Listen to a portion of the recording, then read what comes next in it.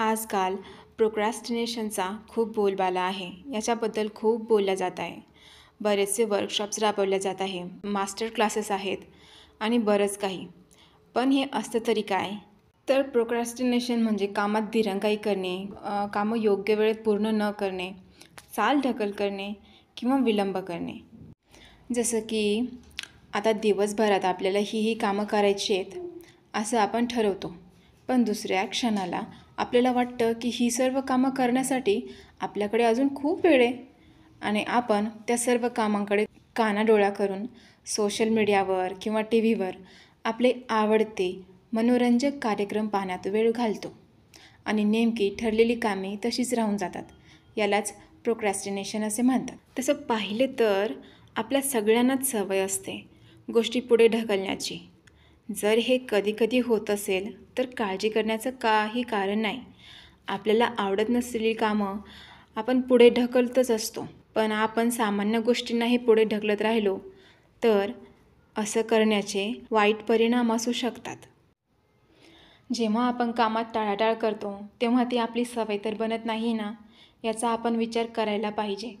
नाहीतर आयुष्य हरबडून आणि गडबडून जाईल.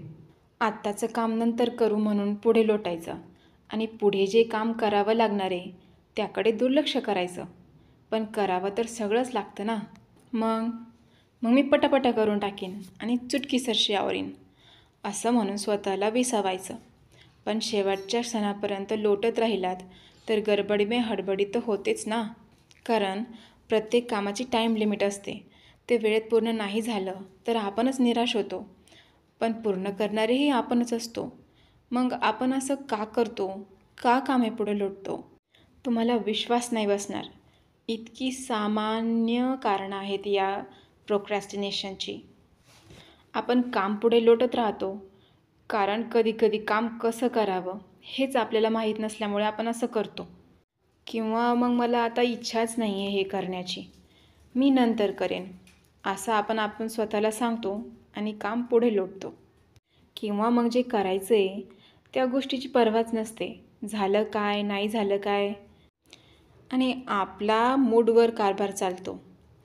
टाईम मॅनेजमेंट गेलं वाऱ्यावर. नाहीतर मग योग्य वेळ आली ना की मग करेन असं म्हणून टाळून देतो आणि जे करायचे ते पुढच्या क्षणावर लोटून द्यायचं आणि त्याबद्दल विचारही नाही करायचा. ही काही सामान्य छोटी छोटी कारणं आहेत ज्यामुळे आपण प्रोक्रॅस्टिनेट करतो आणि ही सवय आपणच स्वतःमध्ये हळूहळू डेव्हलप केलेली असते. एवढं काही महत्त्वाचं नाही आहे, नंतर करते हां, थोडंसंच तर आहे, नंतर पटापट करते. अरे, नंतर करण्याऐवजी आत्ताच करा ना पटापट. आणि सतत काम राहिलं आहे असा अलार्म डोक्यात वाजत असतो आणि हा अलार्म आपल्याला अस्वस्थ करतो. त्यापेक्षा पटापट करून टाका आणि निवांत राहा. आपल्याला जर कामामध्ये खूप एफर्ट टाकावे लागत असतील तर आपण ते काम उद्यावर लोटतो. पण आयुष्यात सगळ्यांनीच कधी ना कधी हे एक वाक्य ऐकलेलंच आहे ना, कल करे सो आज कर, आज करे सो अभी. आज जे करायचं आहे ते आजच करा, नाहीतर ही तुमची सवय बनू शकते आणि तुमची ही सवय तुम्हाला आयुष्यात पश्चातापाशिवाय काहीही देणार नाही. आपण काम पुढे लोटतो त्याचं कारणच असं की आपल्याला नेमकं सुरू कुठून करावं तेच कळत नाही आणि त्या कामासाठी वेळ किती लागेल याचाही अंदाज नसतो. पण यासाठी टाईम मॅनेजमेंट कोर्स आहेत जिथून तुम्ही शिकू शकता की वेळेचा परिपूर्ण उपयोग कसा करायचा, कामं वेळेत कशी पूर्ण करायची आणि टेन्शन फ्री कसं राहायचं.